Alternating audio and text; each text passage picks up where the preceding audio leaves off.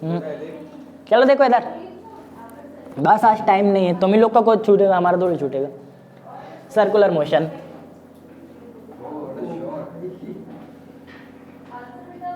अब देखो ये भी कठिन नहीं है, खास कठिन नहीं है। कोई भी चीज़ जब सर्कल पे रिवॉल्व करती है तो उसको सर्कुलर मोशन कहते हैं, ये अपन को मालूम है सिंपली। अब सर्कुलर मोशन की कुछ एनालॉजी होती हैं, वो एनालॉजी अपन को सीखनी है। मतलब जैसे अपन एक नॉर्मली चल रहे हैं तो अपन ने कुछ ना कुछ डिस्प्लेसमेंट करी, इसको अपन डिस्प्लेसमेंट कहते हैं या फिर लीनियर डिस्प्लेसमेंट कहते हैं, ठीक है। तो जो नॉर्मल डिस्प्लेसमेंट होती है, जो लाइन के अलोंग होती है, जितना चले उतनी डिस्प्लेसमेंट, उसको कहते हैं लीनियर डिस्प्लेसमेंट। अब मान लो एक अपन ने पत्थर फंसाया, एक धागे से बांधा और उसको अपन ने ऐसा घुमाया। अब घुमा रहे हैं, जब ये पत्थर यहाँ से यहाँ तक आ गया, तो इसने इतना एंगल चल लिया, थीटा मान लिया। अब देखो इसने ये वाली पूरी डिस्टेंस कवर करी, पत्थर ने यहाँ से यहाँ तक की पूरी कवर करी, तो ये हो गई लीनियर डिस्प्लेसमेंट, ये अपन को पता है। ऐसे ले लो, ठीक है। ये जो पूरी डिस्प्लेसमेंट कवर करी ये लीनियर डिस्प्लेसमेंट है ना, यानी जहां जहां पत्थर गया उसको अपन ने गिन लिया, तो उसको अपन ने ले लिया एस।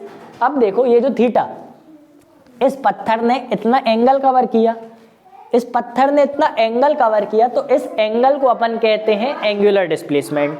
तो ये जो एंगल है थीटा, इसको अपन कहेंगे एंगुलर डिस्प्लेसमेंट।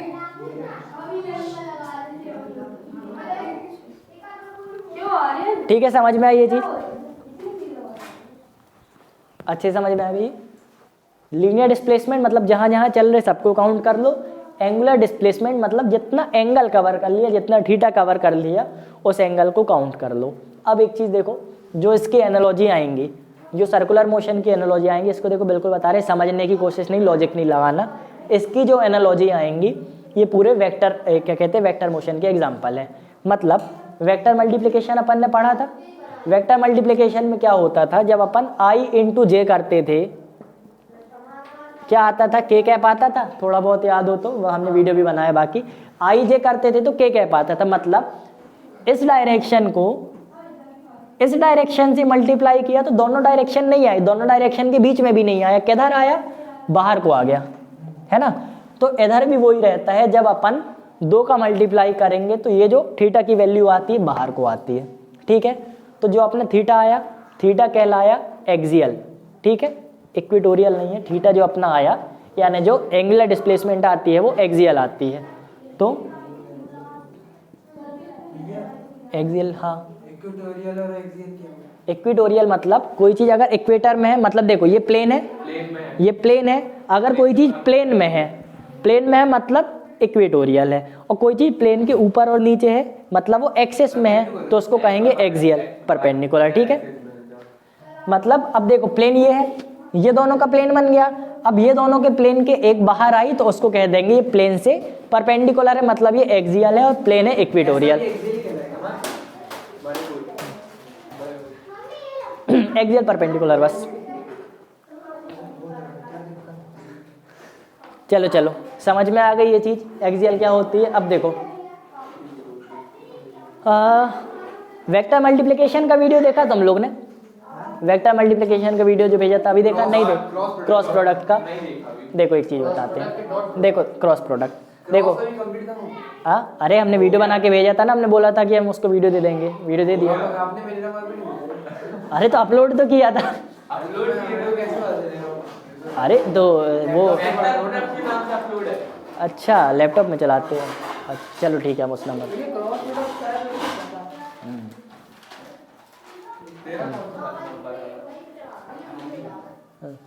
अरे तो सब्सक्राइब करके रखो ना, तो उसमें वो आता है, वो घंटी बजा दे तो पता चल जाए। अच्छा चलो देखो, हम भेज देंगे, ठीक है, अभी हम पूरे भेज देते हैं। यहाँ पे देखो वेक्टर प्रोडक्ट हम बताते हैं एक चीज, वेक्टर प्रोडक्ट में जो A vector cross B vector होता है वो is not equal to B vector cross A vector. ऐसा क्यों है? देखो वेक्टर प्रोडक्ट, देखो स्केलर प्रोडक्ट की कोई डायरेक्शन नहीं होती, क्योंकि मैग्नीट्यूड, बस दीप दरवाजे बंद कर देगा।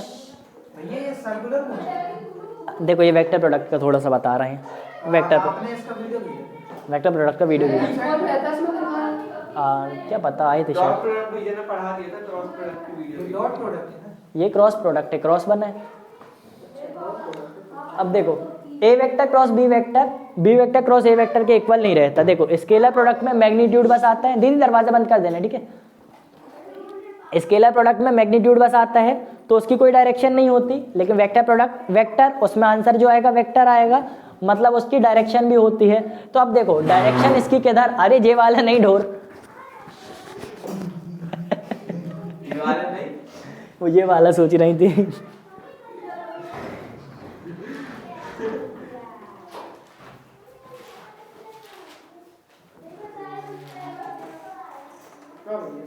चलो देखो, तो इसकी जो डायरेक्शन रहती है वेक्टर प्रोडक्ट की जो भी डायरेक्शन आती है हमेशा आती है एक्सियल, ठीक है। तो वेक्टर प्रोडक्ट की डायरेक्शन आती है एक्सियल। अब देखो ए क्रॉस बी की जो डायरेक्शन आएगी वो कैसे निकालते हैं। तो देखो अगर इस वेक्टर को लेते हैं ए वेक्टर और इस वेक्टर को लेते हैं बी वेक्टर, एक को ले लिया ए, एक को ले लिया बी। अब अपन को क्या करना है, इसके एक्सिस में रखना है एक स्क्रू। तो यहाँ पे रख दिया अपन ने एक स्क्रू, ठीक है। मान लो ये ऐसा स्क्रू है, ये अपन ने यहाँ पे रख दिया, ठीक है। समझ में आ रहा ना, ये एक्सिस में परपेंडिकुलर है, मतलब वाई जेड एक्सिस पे यहाँ पे रख दिया एक स्क्रू, ठीक है। अब देखो ए क्रॉस बी है, मतलब इससे इसको क्रॉस करना है, तो ऐसा क्रॉस करना है, इससे इसको क्रॉस करना है, तो अपन ने ऐसा बनाया। अब देखो ऐसा मतलब क्लॉकवाइज बनाया, देखो ऐसा मतलब क्लॉकवाइज बनाया। अब स्क्रू को क्लॉकवाइज घुमाओ, क्लॉकवाइज घुमाओ, ऐसा घुमाओ, अंदर ही आएगा, मतलब ए क्रॉस बी की जो डायरेक्शन आएगी वो एक्सियल आएगी अंदर की तरफ, ठीक है। तो ए क्रॉस बी की डायरेक्शन कहाँ आई, अंदर की तरफ। अब ये अगर एक यानी आई जे के एक्सेस है तो अंदर वाली माइनस के एक्सेस होगी। तो अगर ये मान लो जे एक्सेस है और ये आई एक्सेस है, तो जे क्रॉस आई जब करेंगे तो माइनस के आएगी, मतलब J cross I is equal to minus K. पूछो हम अभी बोल देंगे, चलो ये समझ में आया। आई क्रॉस जे, अब देखो आई क्रॉस जे करते हैं। अगर मान लो हम बी क्रॉस ए वेक्टर करते, देखो बी क्रॉस ए वेक्टर करते मतलब बी क्रॉस ए वेक्टर किया ऐसा, तो अब स्क्रू को एंटी क्लॉकवाइज घुमाना है। अब ऐसे घुमाएंगे तो बाहर आएगा, तो बी क्रॉस ए बाहर की तरफ आएगा, मतलब के एक्सिस में। बी आई एक्सिस मतलब आई क्रॉस जे करेंगे, आई क्रॉस जे तो के एक्सिस मतलब बाहर आ रहा है। ये चीज समझ में आई, ये चीज समझ, देखो देखो ए क्रॉस बी और बी क्रॉस ए अलग अलग चीज है। बी क्रॉस ए मतलब इधर से इधर आओ, ए क्रॉस बी मतलब उधर से इधर जाओ। अब बी क्रॉस ए करेंगे तो मतलब इधर से इधर गए, स्क्रू रखे, स्क्रू को अपन इधर से उधर घुमाए तो बाहर आया, मतलब जब स्क्रू को मतलब जब बी क्रॉस ए करेंगे तो स्क्रू बाहर आएगा। बाहर की एक्सिस को कहते हैं के एक्सिस, और इसी एक्सिस के अपोजिट होती है माइनस के एक्सिस, ठीक है। Z axis minus Z axis, Z axis को रिप्रेजेंट करते हैं के से, माइनस जेड को रिप्रेजेंट करते हैं माइनस के से। अब अगर अपन ए क्रॉस बी करेंगे मतलब स्क्रू को ऐसा घुमाओ, ऐसा घुमाएंगे तो अंदर जाएगा, मतलब ए क्रॉस बी करेंगे तो वो माइनस के में जाएगा। अब समझ में आ गया। अब ए था जे में और बी था आई में, तो ए क्रॉस बी का मतलब होता है आई यानी जे डायरेक्शन को माइनस यानी जे डायरेक्शन को आई डायरेक्शन से क्रॉस करना। तो जब जे डायरेक्शन को आई डायरेक्शन से क्रॉस करे क्या आ रहा था, माइनस के आ रहा था, तो यहाँ पे माइनस के लिख दिए। इतना समझ में आ गया। I into J into B रहेगा ना, I into J B into A रहेगा, बी इंटू ए रहेगा, B cross A, I B J A B cross A, ठीक है। अब समझ में आ गई। हाँ ए इंटू बी रहेगा तो माइनस के आएगा, हाँ प्लस आएगा ना, ए इंटू बी रहेगा। वही तो। अरे यार माइनस आएगा ना, A cross B J dot I तो माइनस के आएगा ना। जे मतलब तो बी हो गया, जे मतलब ए नहीं हुआ। अच्छा एक्स एक्सिस में आई रहता है ना, हाँ हाँ हाँ वाई जे जेड की आई जे की। चलो अब अपन को डिस्प्लेसमेंट निकालते बनने लगी, डिस्प्लेसमेंट थोड़ी डायरेक्शन निकालते बनने लगी। अब देखो एक सेकंड चैप्टर में एक चीज़ पढ़ी होगी तुम लोग ने, शायद हमने भी पढ़ाई थी, angle is equal to arc upon radius. पढ़ा है? जो एंगल होता है वो आर्क अपॉन रेडियस होता है। नहीं पढ़ा तो याद कर लो, जो एंगल होता है वो आर्क अपॉन रेडियस याद रहना चाहिए। आर्क क्या कहलाई? आर्क मतलब ये वाली डिस्प्लेसमेंट, ठीक है, लीनियर डिस्प्लेसमेंट कहला गई आर्क। देखो ये आर्क है ना इसकी, और ये एंगल है। अब रेडियस क्या कहलाया? रेडियस कहलाया ये, यहाँ अगर ये पूरा सर्कल रहता तो सेंटर से ये आर्क, तो ये कहलाया रेडियस। 3 चीज़ें पता है। तो अब देखो angle theta is equal to arc upon radius, तो theta is equal to S upon R, ठीक है, एस अपॉन आर। एस अपन ले रहे हैं लीनियर डिस्प्लेसमेंट, आर अपन ले रहे हैं रेडियस, ठीक है, ये समझ में आ गया। तो ये एंगुलर डिस्प्लेसमेंट है, angular displacement is equal to linear displacement upon R. वो एस आर है ना, एस आर है या फिर ऐसा एरो बना के ऐसा कर दो ना, एरो छोड़ के ऐसा होगा एस। ठीक है। अब देखो ये लीनियर डिस्प्लेसमेंट है, ये एंगुलर डिस्प्लेसमेंट है। अब लीनियर डिस्प्लेसमेंट क्या हो जाएगी? Theta into R is equal to S, मतलब linear displacement is equal to theta into R. अब देखो कोई लीनियर डिस्प्लेसमेंट को एस से रिप्रेजेंट ना करे, हो सकता है, तो जब भी तुम लोग एस आर जो भी शॉर्ट फॉर्म लिखते हो वहां पे ये पहले लिखना पड़ेगा कि लीनियर डिस्प्लेसमेंट को एस लिया है, एंगुलर डिस्प्लेसमेंट को थीटा लिया है, ये चीज वहां पे लिखनी पड़ेगी, ब्रैकेट में लिख देना, ठीक है। Theta is equal to angular displacement, S is equal to linear displacement, ये लिख देना। बोलो ये वाली चीज समझ में आ गई? अब देखो इसी से 3 चीज बताते हैं। बताओ डिस्प्लेसमेंट से वेलोसिटी कैसे बनाते हैं? डिस्प्लेसमेंट से वेलोसिटी कैसे बनाते हैं? अपॉन में टाइम कर देते, मतलब उसको टाइम से डिफरेंशिएट कर देते हैं, तो ठीक है। अब दोनों साइड जब अपन टाइम से डिफरेंशिएट करते हैं, देखो दोनों साइड टाइम से डिफरेंशिएट किया, यहाँ पे लिख लेना differentiate both side by time, तो कैसा आएगा? यहाँ पे आएगा D theta by D T, ठीक है, टाइम से डिफरेंशिएट किया, D theta by D T equal में आ गया, अरे sorry D theta R by D T, और यहाँ पे आ गया D S by D T. R क्यों आया? इस वाले को किया ना, अच्छा, इस वाले को किया, दोनों साइड डिफरेंशिएट टाइम के रिस्पेक्ट में, तो ये D theta R by D T और ये D S by D T, ये समझ में आया। अब आर कांस्टेंट है, कांस्टेंट को बाहर ले लिया जाता है, तो ये बन जाएगा R D theta by D T, और ये हो जाएगा D S by D T, ठीक है। अब बताओ D S by D T क्या होता है? वेलोसिटी। तो यहाँ पे अपन लिख लेंगे velocity, speed upon time. Speed नहीं है यार, ये डिस्प्लेसमेंट है, लीनियर डिस्प्लेसमेंट है। अब D theta by D T ये एंगुलर डिस्प्लेसमेंट था। अगर डिस्प्लेसमेंट अपॉन टाइम वेलोसिटी होता है तो एंगुलर डिस्प्लेसमेंट अपॉन टाइम क्या हुआ? एंगुलर वेलोसिटी, ठीक है। तो यहाँ पे आ जाएगा आर इंटू एंगुलर वेलोसिटी, ठीक है। एंगुलर वेलोसिटी को W से रिप्रेजेंट करते हैं, ओमेगा है। बोलो ये वाली चीज समझ में आ गई अच्छे से? अब देखो इधर पे, अभी देखो R क्रॉस W सही है कि नहीं पहले देख लें। और टाइम ऑफ फ्लाइट क्या था हमने? 1 मिनट रुको जरा, 1 मिनट रुको। R थीटा मतलब R थीटा, यहाँ पे R क्रॉस थीटा,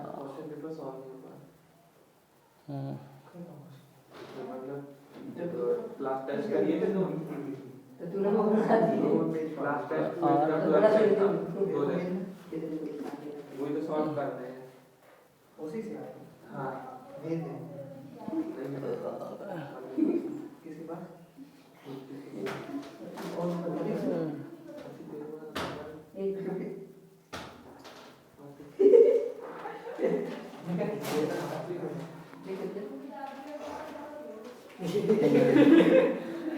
किसने लिखा है?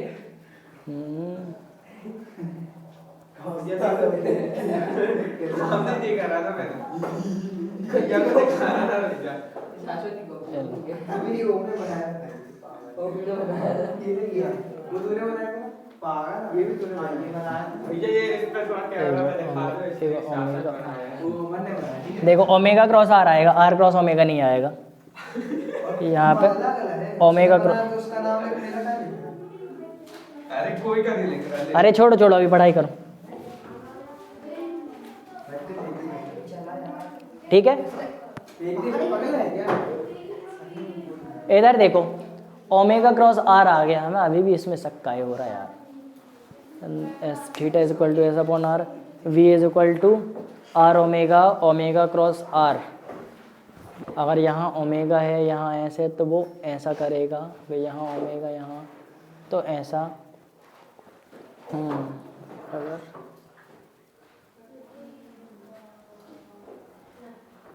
एक बार चेक कर लो यार, क्यों एक बार नेट में चेक कर लो। नेट में चेक कर, लॉ ऑफ ये हर चीज की फोटो ले लेता है, कैसा पागल इंसान है यार। जल्दी जल्दी जल्दी चेक करो। ऐसे समझता था ये वही। ये लो, ले लो, कहीं ले लो इसको। अगर उसको भरोसा नहीं। अपनी बीच की बात सबको बता रहा है। खबरों पर डाल दिया। हाँ। मजा आ गया।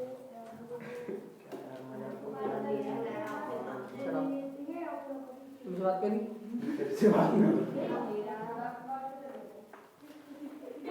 जब दो बड़े बीच में बात कर रहा है तो बीच में छोटे नहीं बोलते। खुद को देख आप चीज कर पाए तो हाइट से बोलते हैं कि एज से बोलते हैं? एज में भी छोटा छोटा है है तो तो मेरा, ठीक है ना। सबसे बड़ा मैंने 2005 में शराब। थोड़ा बोलना रिकॉर्डिंग चालू है।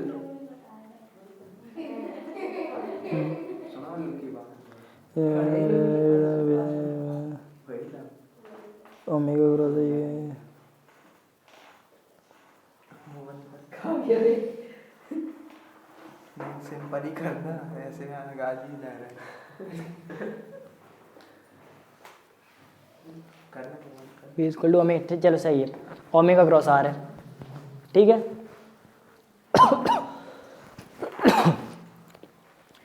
ये हो गया WR equals to V, omega cross R is equal to V. Cross नहीं, क्रॉस हो गया। क्रॉस प्रोडक्ट है ना, हमने बताया था कि इसमें जो भी आएगा क्रॉस प्रोडक्ट होएगा, पहले ही बता दिया था। अब देखो, हाँ अब इसको आर ओमेगा भी लिख सकते हो, ठीक है, आर ओमेगा लिख सकते हो। देखो क्रॉस प्रोडक्ट तब बस जरूरी था उस चैप्टर में जब अपन एग्जांपल दे रहे थे ना, वेक्टर वाले में एग्जांपल दे रहे थे, तब अपन ऐसा लिख रहे थे ओमेगा क्रॉस आर। इसको डायरेक्टली अगर तुम लोग आर ओमेगा लिखना चाहो तो लिख सकते हो, ठीक है। एक काम करो, डायरेक्टली आर ओमेगा लिख लो, आर ओमेगा। और क्रॉस प्रोडक्ट में लिखना तो ओमेगा क्रॉस आर लिखना, आर क्रॉस ओमेगा नहीं लिखना। अच्छा ओमेगा क्रॉस ना, तो मल्टीप्लाई तो दोनों में होगा। नहीं नहीं, अलग डायरेक्शन अलग आ जाएगी ना, आर क्रॉस ओमेगा और ओमेगा क्रॉस आर अलग अलग होता है। चलो देखो R omega is equal to V मिल गया। अब इन दोनों को फिर से टाइम के रिस्पेक्ट में डिफरेंशिएट कर दो, किसमें? टाइम के रिस्पेक्ट में दोनों को डिफरेंशिएट कर दो फिर से। तो the law of conservation find होगा ना। R omega by D T is equal to D V by D T. D V by D T क्या होता है? Sorry displacement, acceleration, rate of change of velocity upon time, acceleration. तो यहाँ पे आएगा acceleration, यहाँ पे लगा दो टी, टेंजेंशियल एक्सेलरेशन, ठीक है, लीनियर एक्सेलरेशन या tangential acceleration is equal to tangential R बाहर लिया, टेंजेंशियल यानी ये एक यहाँ पे टेंजेंट बना दो, ठीक है। R D W by D T हो गया, छोटा सा टी बनाना, ठीक है। D W by D T. अब बताओ अगर ये टेंजेंशियल एक्सेलरेशन बना तो यानी वेलोसिटी अपॉन टाइम, देखो देखो देखो, velocity upon time tangential acceleration था, तो एंगुलर वेलोसिटी अपॉन टाइम क्या होगा? Angular acceleration. तो यहाँ पे आ जाएगा R alpha is equal to 80। अब ये अल्फा कहलाएगा एंगुलर एक्सेलरेशन। अपन अल्फा की जगह कुछ भी ले सकते हैं, ये अल्फा ही ले लो। अल्फा ले लिया करो, थीटा ओमेगा और अल्फा ऐसा ही ले लो क्योंकि हमेशा यही लिया जाता है, ठीक है। अब एंगुलर एक्सेलरेशन बन गया। तो देखो ये तीनों चीज़ें पूछी जाएंगी। पहले थीटा क्या होता है? एंगुलर डिस्प्लेसमेंट, वो डिस्प्लेसमेंट जो एंगल ने कवर करी। फिर डिफरेंशिएट करो तो ओमेगा मिल गया, फिर से डिफरेंशिएट करो तो अल्फा मिल गया। तीनों को आर से अगर मल्टीप्लाई करो तो टेंजेंशियल एक्सेलरेशन मिल गया। हो गया सर्कुलर। रुको अभी देखना पड़ेगा कॉपी में क्या क्या है। नीचे भैया एक्सेलरेशन इतना ज्यादा मैंने नहीं करा, देख रहे हैं ना कितना करा है, रुको। मैंने तो कुछ कराया नहीं। वो एक सर्कल बनाएंगे मैंने, पर वहां से टेंजेंट पास कराएंगे, उसका एंगल बताएंगे। दिखाओ, अच्छा ये है, मैंने कुछ कराया नहीं। ये यहीं कहीं ऊपर आती है तुम सोते रहते हो। बहुत पढ़ाता है भाई। उधर भी बोलेगा घर के साथ मैम आप कुछ पढ़ाते नहीं कुछ समझे नहीं इधर आके बोलेंगे नहीं बनता इनका देखो भैया ऐसे ऐसे का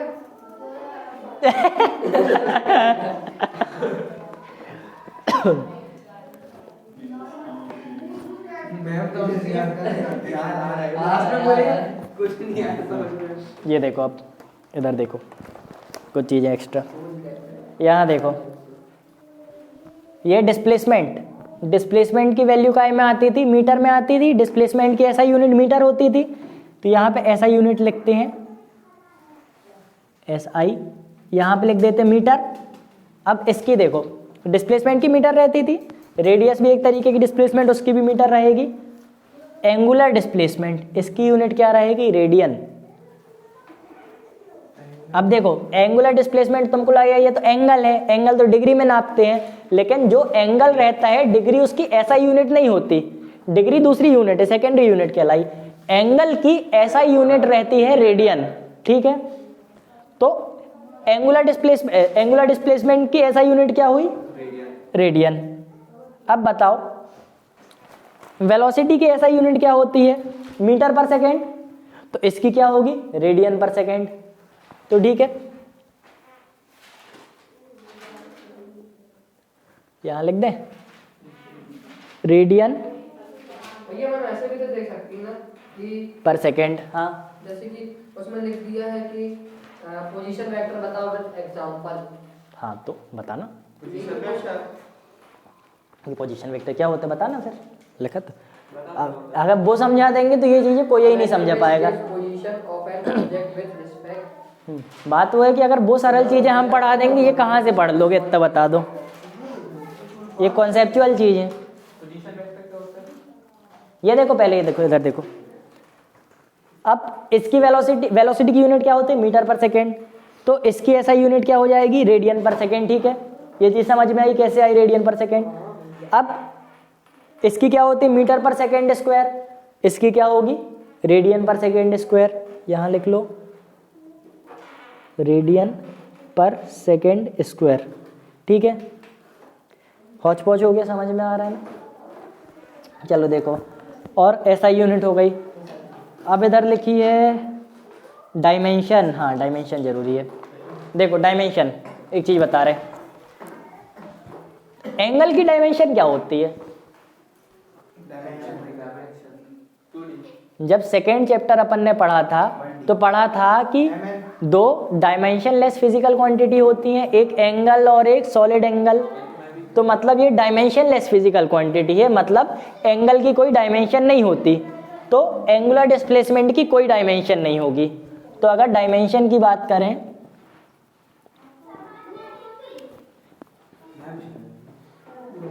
m0 l0 t0, ठीक है, मतलब कोई डायमेंशन नहीं है।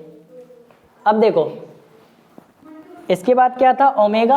ओमेगा क्या हुआ, एंगुलर वेलोसिटी। एंगुलर वेलोसिटी की क्या डायमेंशन होगी, ये अपॉन टाइम।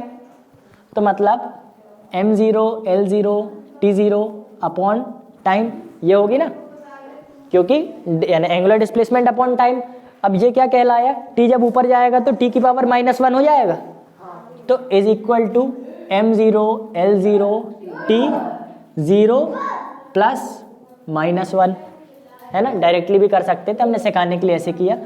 अब कितना आएगा, m0 l0 t की पावर -1, समझ में आ गया। अब क्या बचा, अल्फा। अल्फा की डायमेंशन निकालो। अल्फा की डायमेंशन ये अपॉन t, मतलब m0 l0 t की पावर -1 अपॉन t, तो आ जाएगा m0 l0 t की पावर -2। तीनों की डायमेंशन समझ में आ गई। तीनों की डायमेंशन पूछी। हाँ देखो थीटा की, थीटा डायमेंशन लेस था, डायमेंशन लेस अपॉन टाइम, तो टाइम की पावर -1 आ गई। अब m0 l0 लिखने की नीड नहीं है, m0 l0 लिखने की नीड नहीं है, केवल t की पावर -1 लिख देना चल जाएगा। यहाँ t की पावर -2 लिख देना चल जाएगा। थीटा की MLT -1 और इसकी अल्फा नहीं, MLT -1 देखो, थीटा की m0 l0 t0, इसकी है m0 l0 t -1, MLT -1 नहीं है। पर वो M1 कर थीटा हाँ उसको फिर m1 मानते। वहाँ पे ओमेगा का है। ये ओमेगा की है, ओमेगा। ये थीटा की है। थीटा मतलब एंगुलर डिस्प्लेसमेंट, ओमेगा मतलब एंगुलर वेलोसिटी, अल्फा मतलब एंगुलर एक्सेलरेशन। एक और चीज़ दी है इसमें तो, सेंट्रीपिटल एक्सेलरेशन। चलो जल्दी लिखो, टाइम कितना बचा? 44, 15 मिनट है। हाँ हो जाएगा। जब वो कॉशंस का फिर टेस्ट वाले अभी बाहर बता देंगे। क्वेश्चन में क्या है, यानी डिफाइन ही वस्तु करना, उसमें कुछ समझ कॉपी में दिए, मैंने सारे कॉपी से देखे। नहीं। हाँ कॉपी से सारे। अरे वो टेस्ट जो मैंने लिए थे वो ये ना। नहीं लेकिन उसको है ना ऐसा कॉन्सेप्ट कहाँ है उसमें, उसको तो कुल देख के सॉल्व करना है ना। अच्छा अगर उसमें कोई न्यूमेरिकल हो तो बता देना, अगर कोई न्यूमेरिकल हो तो हम सॉल्व करा नहीं वो देंगे। बन जाएगा। ये वाला है। कौन सी स्टोरी? कौन सी? हाँ ये स्टोरी सुना रहा था ग्रुप पे। या मैं तो गया, या तो बताता ना। सिस्टर बोली। चलो चल, अरे अभी अभी इधर 15 मिनट। वाला वही है ना शायद। हाँ बताया नहीं ना। हैमर 3 kg विद मूविंग 30 वो कहीं तू अगर कंफ्यूज। हाँ अरे नहीं प्राइवेट में रखी वही वही आपने 1 kg वाला। वही है। जो प्राइवेट में लिखा था तो तेरे को अलग करेगा। चलो बस बस बस बस लिखो, जल्दी लिखो। हो गया, मिटा दे। क्या इनर्शिया अबे हम लोग प्रोजेक्ट बता देंगे उसको। ये तो अलग है, ये तो अलग चीज़ है। चल जाएगा कभी। मिटा दे, नहीं प्रोजेक्टाइल मोशन। हल्ला होएगा तो मिटा देंगे। प्रोजेक्टाइल मोशन हां अरे अभी ये कंप्लीट नहीं हुआ है, थोड़ा और है। हो गया। हो गया। अरे है ना, हम देखें हैं कॉपी में अभी। ये हो हम लोग का हो अच्छा तुम लोग का हो गया, नहीं हुआ। क्या मिटा दे? ऊपर वाला कि नीचे वाला? ऊपर वाला मिटा दे। वो डायमेंशन तो बात करते किसी से देख के लिख लेना। बहुत मजा आता है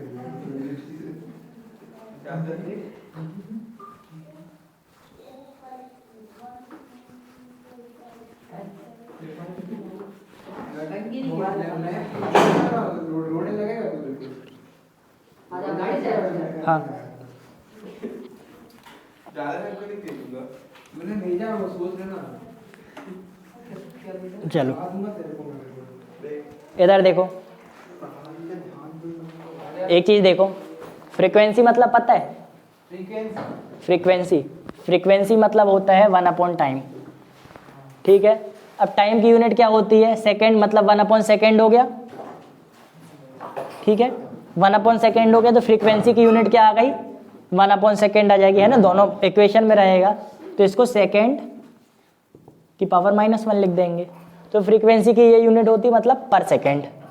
1/टाइम फ्रीक्वेंसी की यूनिट हो गई पर सेकंड। ठीक है, अब देखो फ्रीक्वेंसी अपन सीख गए। अब एक चीज़ इसमें दी है, अपन को बस पढ़ा दी ना सर। 9 को नहीं पढ़ा दी। ये पढ़ा दी। नेक्स्ट पढ़ा दी मैं। 8 को पढ़ा 7 को पढ़ा 8 को 7 मैं गया था वहां करने, बताया था मैं 7 पे गया तो बता वहां कौन सी क्लास कल पिछली बार तो पैटर्न रखा था बेटा उनका पेपर के। यू में पढ़ा था भेज ही करते हैं। भेज दूंगा, कल पैटर्न रखा है। अरे भेज तो दिया। हां सर एग्जांपल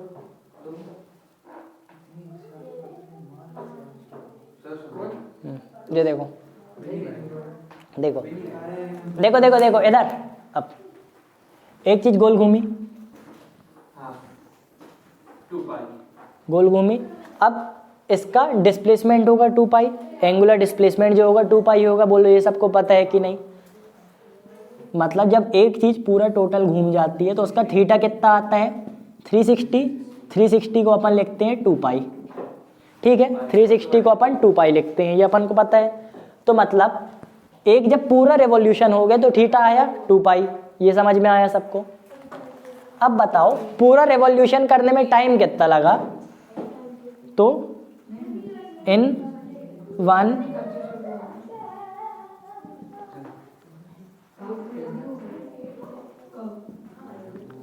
बताओ एक रेवोल्यूशन करने में कितना टाइम लगा?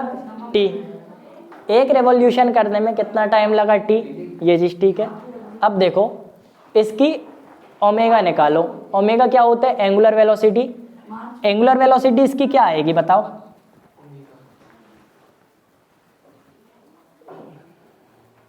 क्या आएगी omega velocity? Angular velocity upon time, sorry omega मतलब एंगुलर वेलोसिटी मतलब angular displacement upon time. Angular displacement क्या है? 2 पाई, 360 नहीं 2 पाई है ना, रेडियन में लेनी है। तो एंगुलर डिस्प्लेसमेंट है 2 पाई अपॉन टाइम है t, तो ओमेगा आ गया 2 पाई बाई टी। इतनी चीज क्लियर है। अब 1 अपॉन थीटा को तो 2 पाई लिया है, 360 नहीं लेना कभी, 360 डिग्री है, डिग्री में कभी नहीं लेते, रेडियन में लेते हैं, 2 पाई रेडियन है, ठीक है। Omega is equal to 2 pi by T. अब फ्रीक्वेंसी 1 अपॉन टाइम रहता है, तो इसको अपन omega is equal to 2 pi F भी लिख सकते हैं, ठीक है। एफ मतलब फ्रीक्वेंसी है, अब ये फ्रिक्शन नहीं बोल देना, ठीक है। Omega is equal to 2 pi F. Minus F नहीं होगा? क्यों? एफ यहाँ से ऊपर जाएगा तो नहीं हाँ, टाइम नीचे था, ऊपर आएगा तो अरे टाइम नीचे था, अगर टाइम ऊपर आता तो माइनस टी होता, टाइम नीचे इज इक्वल टू एफ रहता है तो माइनस एफ क्यों होगा? अगर टाइम ऊपर जाता तो टी की पावर -1 होती है ना। चलो हो गया। इसमें फ्रीक्वेंसी की देखो, इसमें frequency is equal to N लिखा था, तो यहाँ पे एन लिया गया है, हमने frequency is equal to F समझा तो हमने एफ लिया, इसलिए किनारे लिख देना कि अपन ने फ्रीक्वेंसी को क्या लिया है। अब एक चीज बची है,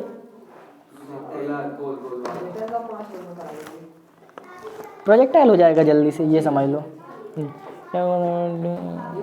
are omega R cross omega, हाँ ये देखो यही वाली चीज में कंफ्यूज है। इन वेक्टर फॉर्म देखो, इन वेक्टर फॉर्म यहाँ पे लिखा है आर क्रॉस ओमेगा, अभी हमने निकाला था हमारा ओमेगा क्रॉस आर आ रहा था, इसलिए एक बार चेक कर लेना, हम कहीं यानी एक ट्रस्टेबल सोर्स से चेक करके बताएंगे।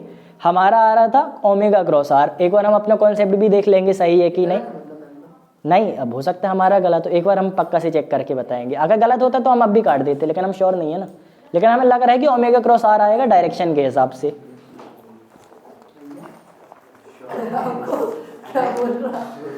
क्या श्योर ही तो बोला, बस चलो।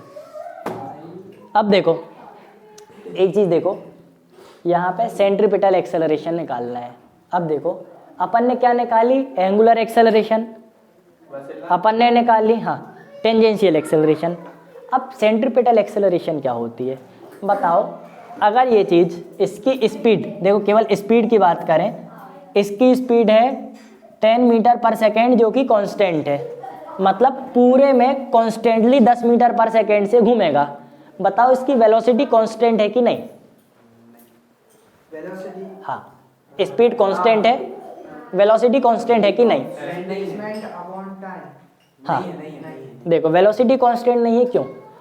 इस सेकेंड में 10 मीटर यहाँ आया, अब अगले सेकेंड में 10 मीटर यहाँ, फिर 10 मीटर यहाँ, 10 मीटर यहाँ। अब देखो सबकी डायरेक्शन चेंज हो रही। अगर मैग्नीट्यूड सेम भी है और डायरेक्शन चेंज हो रही तो अपन बोलते हैं अलग अलग वेलोसिटी है, मतलब यहाँ पे वेलोसिटी कांस्टेंट नहीं है।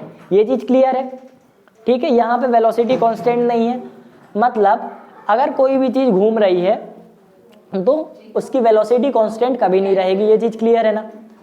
अब अगर उसकी वेलोसिटी कांस्टेंट नहीं है लेकिन उसकी स्पीड कांस्टेंट है, अगर देखो स्पीड कांस्टेंट है तो अपन उसको कहते हैं यूनिफॉर्म सर्कुलर मोशन। अगर स्पीड कांस्टेंट है, स्पीड कांस्टेंट का क्या मतलब है?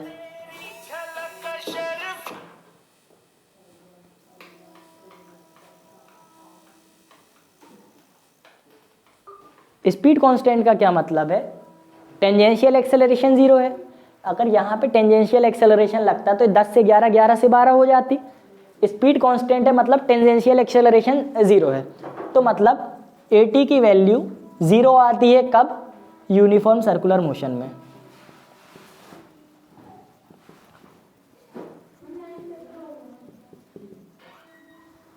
ठीक है, एक्सीलरेशन अपॉन टाइम, देखो एक्सेलरेशन अपॉन टाइम नहीं, at मतलब टेंजेंशियल एक्सेलरेशन। अब टेंजेंशियल एक्सेलरेशन है, टेंजेंशियल एक्सेलरेशन की वैल्यू 0 है, मतलब ये जो घूम रहा है इसकी स्पीड नहीं बढ़ रही, वेलोसिटी बस चेंज हो रही है। वेलोसिटी क्यों चेंज हो रही? क्योंकि उसकी डायरेक्शन चेंज हो रही, मतलब टेंजेंशियल एक्सेलरेशन 0 है। टेंजेंशियल एक्सेलरेशन 0 तो इसको कहेंगे यूनिफॉर्म एक्सेलरेशन मोशन। सबसे पहले ये लिख लो।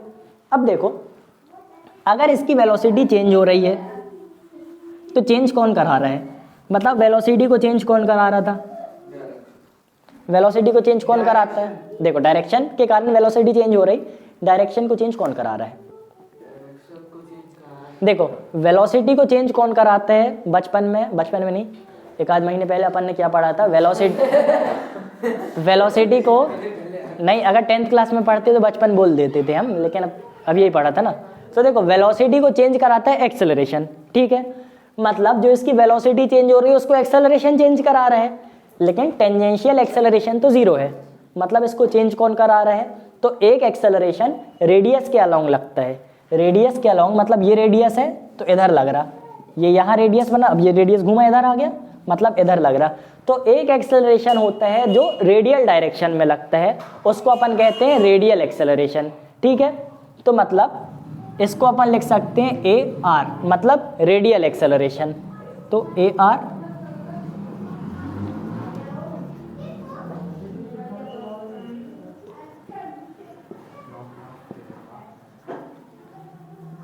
सीपी, देखो ए आर लिख सकते हैं या फिर ए सी पी लिख सकते हैं। अब ए सी पी का क्या मतलब हुआ, सेंट्रीपिटल एक्सेलरेशन,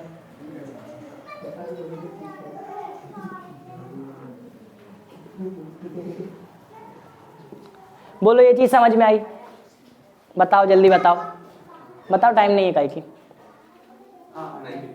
देखो मैग्नीट्यूड नहीं बदल रहा, मतलब स्पीड चेंज नहीं हो रही, मतलब टेंजेंशियल एक्सेलरेशन जीरो है, लेकिन डायरेक्ट टेंजेंशियल एक्सेलरेशन जीरो, लेकिन वेलोसिटी चेंज हो रही क्योंकि डायरेक्शन चेंज हो रही। अब वेलोसिटी को चेंज कौन कराता है, एक्सेलरेशन, मतलब इसमें टेंजेंशियल एक्सेलरेशन के अलावा भी कोई एक्सेलरेशन लगता है, उसको अपन कहते हैं रेडियल एक्सेलरेशन, क्योंकि ये रेडियस के अलोंग लगता है, या फिर इसको कह सकते हैं सेंट्रीपिटल एक्सेलरेशन, क्योंकि ये सेंटर के साइड खींचता है। मतलब ये देखो ये वेलोसिटी इधर जाना चाह रही थी, लेकिन इधर क्यों गई, ये इधर जाना चाह रही थी, इधर क्यों गई, क्योंकि किसी ने इसको इधर खींच लिया।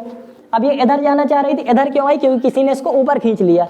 इधर जाना चाह रही थी, इधर क्यों आ गई, क्योंकि किसी ने इसको ऊपर खींच लिया। ऊपर कौन खींच रहा है, सेंट्रीपिटल एक्सेलरेशन। अब सेंट्रीपिटल एक्सेलरेशन समझ में आ गया। अब बताओ सेंट्रीपिटल एक्सेलरेशन जो अपन को समझ, अच्छा एक चीज पहले ये बता दो, जो एंगुलर डिस्प्लेसमेंट रहती है उसकी डायरेक्शन प्लेन के परपेंडिकुलर रहती है, ये याद है ना, और एंगुलर डिस्प्लेसमेंट भी एक्सियल डायरेक्शन रहती है, और एंगुलर एक्सेलरेशन की भी एक्सियल डायरेक्शन रहती है। ये रेडियल डायरेक्शन, ये एक्सियल नहीं है, ये रेडियल है, मतलब ये डायरेक्शन प्लेन में है, ठीक है। अब सेंट्रीपिटल एक्सेलरेशन का मतलब बस समझ में आ गया, जो एक्सेलरेशन अपन को अंदर खींच रहा है, ठीक है। अब इस सेंट्रीपिटल एक्सेलरेशन की एक बढ़िया बात है कि इसकी वैल्यू कभी चेंज नहीं होती, ठीक है, इसकी वैल्यू कभी चेंज नहीं होती, इसकी वैल्यू हमेशा क्या रहती है, इसकी वैल्यू नहीं 10 नहीं, इसकी वैल्यू इसमें दी है v²/r रहती है। पहले तो यहाँ v²/r कहाँ लिखा है,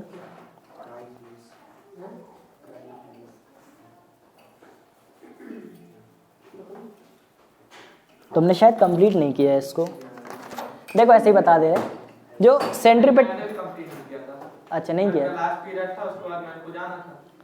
तो देखो सेंट्रीपिटल एक्सेलरेशन की जो वैल्यू रहती है वो रहती है v²/r। v² क्या है, v² क्या है, टेंजेंशियल वेलोसिटी का स्क्वायर, r क्या है, रेडियस, तो v²/r क्या होती है, v²/r होती है सेंट्रीपिटल एक्सेलरेशन। सेंट्रीपिटल एक्सेलरेशन समझ में आ गया, वो एक्सेलरेशन जो डायरेक्शन चेंज करती है, अंदर खींचती है।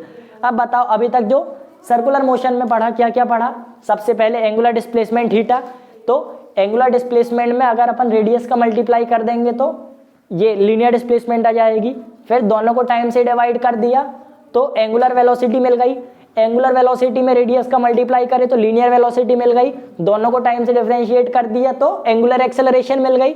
एंगुलर एक्सेलरेशन में रेडियस का मल्टीप्लाई, अब वहां तक अपन गए नहीं, ठीक है, एंगुलर एक्सेलरेशन में रेडियस का मल्टीप्लाई करे तो टेंजेंशियल एक्सेलरेशन मिल गई, और दोनों को उसके बाद अपन ने डिफरेंशिएट किया नहीं, ठीक है। फिर तीनों की अपन ने डायमेंशन निकालना सीख ली, तीनों की एसआई यूनिट देख ली, तीनों की डायरेक्शन देख ली। डायरेक्शन में पहले ओमेगा लगाना या फिर पहले ओमेगा क्रॉस, देखो डायरेक्शन पूछे तो ओमेगा क्रॉस आर लगाना, बाकी एक बार हम बता देंगे चेक करके, तो डायरेक्शन ओमेगा क्रॉस आर होगी, उस यानी वेक्टर फॉर्म में लिखेंगे तो क्या कहते हैं, v is equal to omega cross R होगा और at is equal to alpha cross R होगा। हाँ देखो ओमेगा क्रॉस आर होएगा अगर वेक्टर फॉर्म में लिखना है, ठीक है, अगर वेक्टर फॉर्म में लिखोगे तो ओमेगा क्रॉस आर होगा, और अगर नॉर्मल फॉर्म में लिखना है तो आर ओमेगा आर कुछ भी लिखोगे तो चल जाएगा, ठीक है। लेकिन अगर वेक्टर फॉर्म पूछे तो ओमेगा क्रॉस आर लिख के आना, और अगर ये गलत होएगा तो हम यानी अभी चेक करके बता देंगे, ठीक है। लेकिन अभी याद रखना आर बाद में लिखना, आर हमेशा बाद में लिखना। अब देखो ठीक है, इतनी पूरी चीज समझ में आ गई, फ्रीक्वेंसी क्या होता है, ये सारी चीजें समझ में आ गई, इसमें कोई डाउट नहीं है। प्रोजेक्टाइल मोशन देखो 2 मिनट में कराते हैं। प्रोजेक्टाइल मोशन के बाद प्रोजेक्टाइल मोशन के बाद एक चीज और करानी, वो तुम लोग से नहीं बनेगी, स्केलर प्रोडक्ट और वेक्टर प्रोडक्ट के एग्जाम्पल, यानी स्केलर प्रोडक्ट वेक्टर प्रोडक्ट हमने बता दिया, तो उसके एग्जाम्पल नहीं बताए थे, जो तुम्हारी कॉपी में दिए हैं वो हम सिखाते हैं। एग्जाम्पल नहीं, यानी वो जो कॉपी में दी वो वाले नहीं समझाए थे, वो एक समझा देंगे अभी हम, कैसे लिख के आना है वो बस बता देंगे। सबसे पहले जल्दी से प्रोजेक्टाइल मोशन देखो। अच्छा देखो इनर्शियल और नॉन इनर्शियल फ्रेम क्या होता है। देखो इनर्शियल फ्रेम वो होता है जब अपन खड़े, देखो फ्रेम ऑफ रेफरेंस क्या होता है, फ्रेम ऑफ रेफरेंस जहां से अपन मोशन को देखते हैं। कोई भी अगर मोशन हो रहा है, मान लो ये बस चल रही है आगे, अपन यहाँ खड़े होके देख रहे हैं तो ये अपना फ्रेम ऑफ रेफरेंस है। अब बस में ये पैसेंजर बैठा है, ड्राइवर बैठे, कुछ भी, अगर अपन यहाँ खड़े होके देख रहे हैं ये ड्राइवर बैठे, ठीक है, ये तो आपने समझाया था एक बार। देखो देखो फिर भी जल्दी समझ लो। यहाँ खड़े होके अगर अपन देख रहे हैं बस को, ठीक है, ये हटाओ, यहाँ खड़े होके अगर अपन बस को देख रहे हैं, बस मूव कर रही है, अपन मूव नहीं कर रहे हैं, तो ये क्या हुआ, frame of reference. Frame of reference जहाँ पे खड़े होके अपन ऑब्जेक्ट के मोशन को देखते हैं, ठीक है, ऑब्जर्व करते हैं। अब अगर अपन बस में बैठ गए, बस में बैठ के ड्राइवर को देख रहे हैं, अब अपन को ड्राइवर खड़ा दिखेगा। अगर ड्राइवर अपन को खड़ा दिख रहा है तो मतलब देखो ड्राइवर खड़ा दिख रहा, मतलब अब ड्राइवर मोशन में नहीं है, तो क्यों, क्योंकि अपना फ्रेम ऑफ रेफरेंस चेंज हो गया, ये चीज पता है। मतलब यहाँ फ्रेम ऑफ रेफरेंस दूसरा था, यहाँ फ्रेम ऑफ रेफरेंस दूसरा था। तो ऐसा फ्रेम ऑफ रेफरेंस जब अपन मोशन में नहीं रहते, जब अपन एक्सेलरेट नहीं करते, ऐसा फ्रेम ऑफ रेफरेंस, देखो वीडियो पॉज करके बाद में अपनी कॉपी में लिख लेना, ऐसा फ्रेम ऑफ रेफरेंस जब अपन एक्सेलरेशन में नहीं होते उसको कहते हैं इनर्शियल फ्रेम। और ऐसा फ्रेम ऑफ रेफरेंस जब अपन एक्सेलरेशन में आ जाते हैं, यहाँ पर एक्सेलरेशन में आ गए, इसको कहते हैं नॉन इनर्शियल फ्रेम, ठीक है। जब अपन एक्सेलरेशन में नहीं होते तो इनर्शियल फ्रेम, एक्सेलरेशन में आ जाते बस आगे एक्सेलरेट कर रही होगी, एक्सेलरेशन में आ जाते तो नॉन इनर्शियल फ्रेम, ठीक है। इनर्शियल नॉन इनर्शियल फ्रेम हो गया। अब देखो और क्या, सर्कुलर, ये क्या लिखा, सर्कुलर मोशन हो गया, इनर्शियल नॉन इनर्शियल फ्रेम हो गया, वेक्टर मल्टीप्लिकेशन के एग्जांपल, प्रोजेक्टाइल, 2 चीज बची। देखो जल्दी से बताता हूँ मस्त। मोशन अंडर ग्रेविटी मालूम है, मोशन अंडर ग्रेविटी पढ़ाया था 2nd चैप्टर में। मोशन अंडर ग्रेविटी मतलब फ्री फॉल, कोई भी चीज़ यहाँ है, आसमान में है, ये ज़मीन है, तो ये चीज़ नीचे आएगी, अपन को मालूम है नीचे आएगी। अब फोर्स छोड़ो, तब अपन ने फोर्स देखा था, इसमें एक्सेलरेशन बस बताओ कितना लगेगा, नीचे की तरफ g लगेगा या फिर 10 मान लेते हैं, तो g = 10, नीचे एक्सेलरेशन लगेगा। इसकी इनिशियल स्पीड है u, तो नीचे किसी टाइम पे आ जाएगी, किसी टाइम पे नीचे आ जाएगी, अपन को मालूम है, ठीक है। u क्या है, इनिशियल वेलोसिटी, v होगी final velocity. Equation of motion डालेंगे तो अपन से निकालते बन जाएगा। अब यहाँ पे देखो, ये अपन ने जमीन से किसी चीज को ऊपर फेंका और नीचे आई। अब देखो ये आगे पीछे नीचे नहीं आई है, ठीक है, जहां फेंका वही नीचे आ गई है, और ये t है, ठीक है, सॉरी, यानी ये समझ लो ऊपर गई नीचे आई, उसमें एक टाइम हुआ है। अब ये कितना ऊपर गई, इसकी मैक्सिमम हाइट कितनी थी, अपन उसको मान ले h, क्या हो गया,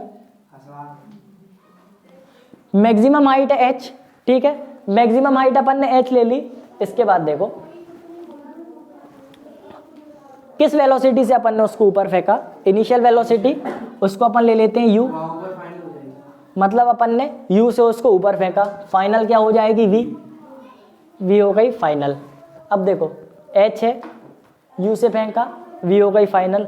अपन को क्या निकालना है, हाँ यहाँ आके 0 हो जाएगी हमेशा, तो v 0 रहेगा। अब अपन को क्या निकालना है, अपन को निकालना है कि इस फ्लाइट में इतना कवर करने में टाइम कितना लगा, कुल ये निकालना है कि टाइम कितना लगा। कैसे निकालेंगे, देखो ये किसका टाइम है, ये फ्री फॉल वाला टाइम है। तो देखो पहली इक्वेशन ऑफ मोशन थी v = u + at, v = u + at था। अब अपन ने क्या किया, v 0 है, 0, फिर u प्लस u को उधर ले जाएंगे तो माइनस u हो जाएगा, minus u is equal to 80। हाँ देखो a 10 रहेगा, लेकिन देखो अगर u को अपन ने पहले पॉजिटिव लिया था, इस u को यहाँ देखो इस u को यहाँ पे पॉजिटिव लिया था तभी यहाँ आके नेगेटिव हुआ। अगर इसको नेगेटिव लेते तो ये नेगेटिव नेगेटिव पॉजिटिव हो जाता, मतलब इस डायरेक्शन को अपन ने लिया है पॉजिटिव। ये चीज समझ में आई? अगर इस डायरेक्शन को पॉजिटिव लिया है तो इस डायरेक्शन को नेगेटिव लेना पड़ेगा। तो मतलब नीचे से ऊपर कोई चीज जा रही है तो पॉजिटिव, ऊपर से नीचे आ रही है तो नेगेटिव, ठीक है। तो अब ये जी ना हो के माइनस जी हो जाएगा, मतलब एक्सेलरेशन उल्टी डायरेक्शन में, ठीक है। तो ये हो जाएगा जी ना हो के माइनस जी, मतलब -10। तो देखो ए इधर आया, अब देखो ये u ऊपर की डायरेक्शन को अपन ने ले लिया पॉजिटिव, तो नीचे की डायरेक्शन रहेगी नेगेटिव। एक्सेलरेशन नीचे की डायरेक्शन में लग रहा है, मतलब नेगेटिव डायरेक्शन में लग रहा है। अब देखो a को इधर लेके गए तो -u/a is equal to T. A की क्या वैल्यू, एक्सेलरेशन की वैल्यू -g, मतलब -u/g is equal to T, मतलब t की वैल्यू हो जाएगी u/g। बोलो इतना समझ में आया? अब देखो ये अपन ने यहाँ से यहाँ तक की निकाली, यहाँ से यहाँ तक की निकाली, वैल्यू क्या आई u/g। अब जितना टाइम ऊपर जाने में लगा उतना ही टाइम नीचे आने में भी लगेगा, तो मतलब टोटल वैल्यू कितनी हुई टाइम की, तो टोटल वैल्यू मतलब इंटू 2 कर देंगे तो टाइम की वैल्यू आ जाएगी 2u/g।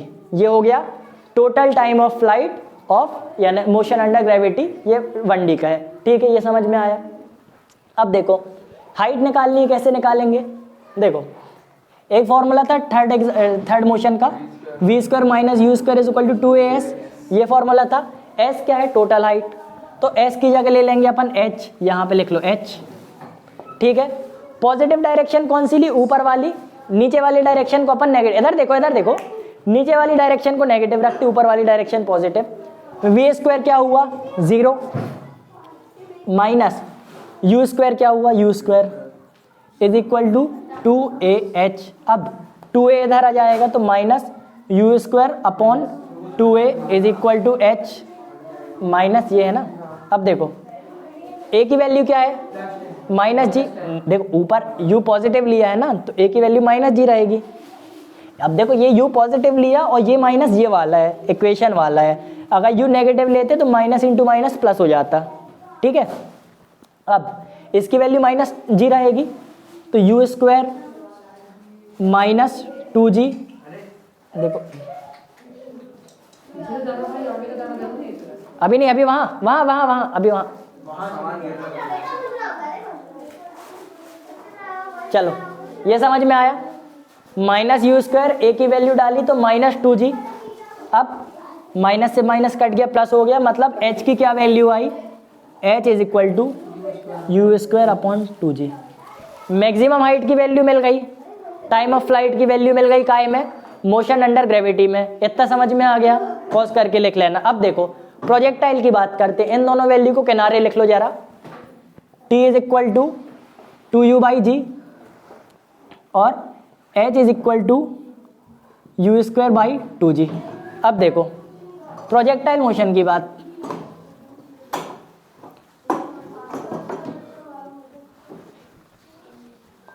प्रोजेक्टाइल मोशन देखो, प्रोजेक्टाइल मोशन क्या होता है, किसी चीज को सीधा ना फेंकना, उस चीज को एक एंगल में फेंकना।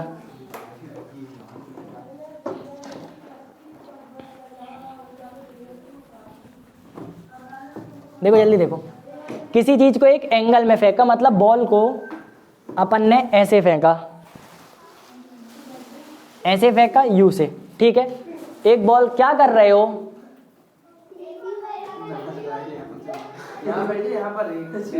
अभी नहीं तो जमीनी में बैठा देंगे। अरे यहाँ बैठ जा भाई, चलो देखो, अरे रुको, हाँ बैठ जा, जल्दी बैठ। इधर देखो तुम लोग, इधर देखो, किसी बॉल को अपन ने कैसा फेंका, इधर फेंका। बॉल को किस लिए, इधर देखो, बॉल को इधर फेंका, यहाँ से एंगल क्या बनाया, थीटा, इसको ले लिया थीटा। अब बॉल को ऐसा फेंका तो बॉल कैसी जाएगी, ऐसी जाके ऐसी गिर जाएगी, ठीक है। अभी अच्छी नहीं बनी लेकिन समझ लेना, बॉल ऐसी जाके ऐसी गिर गई, ठीक है, सही बना लेते।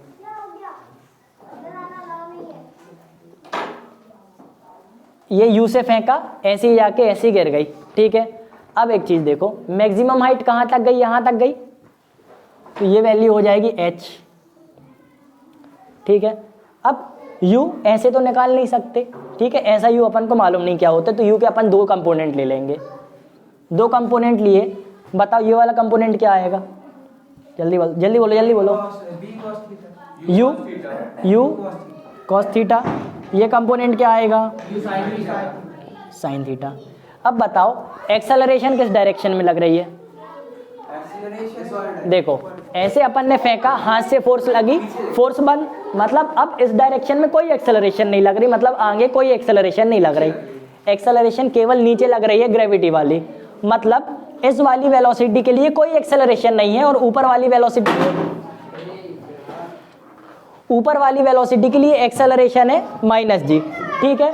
तो अब देखो इसके लिए एक्सेलरेशन है, इसके लिए कोई एक्सेलरेशन नहीं, मतलब इसको जब तक ना रोका जाए अनलिमिटेड आगे चली जाएगी, ठीक है, इसको जब तक ना रोका जाए आगे जाती जाएगी, लेकिन ये एक टाइम के बाद रुक जाएगी, ऊपर जाएगी और नीचे आ जाएगी, किसके कारण, ग्रेविटी के कारण। ग्रेविटी और फ्रिक्शन के कारण तो ये भी रुक जाएगी ना। फ्रिक्शन तो तब लगेगा जब जमीन में आएगा, हवा में। अब देखो तो ये कब रुकेगी, ये कब रुकेगी, जब नीचे आ जाएगी। अब देखो जल्दी जल्दी जल्दी 1 मिनट और देखो, टाइम ऑफ फ्लाइट क्या निकाला था अपन ने 2D में, ये 1D में निकाला था 2u/g।